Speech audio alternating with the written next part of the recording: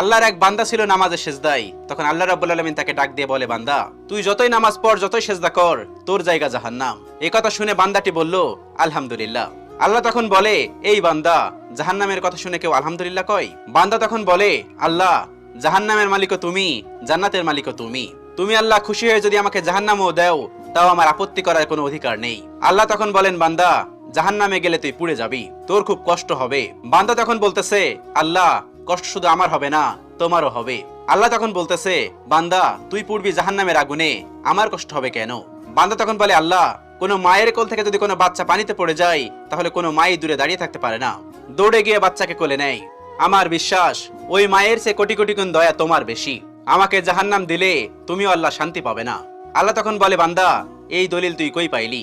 বান্দা তখন বলে, আল্লাহ, আমাদের জাতির পিতা ইব্রাহিম আলাইহিস সালাম তোমার প্রেম মুখে নিয়ে যখন নমরুদের আগুনে পড়ে গেল, তার আগেই তুমি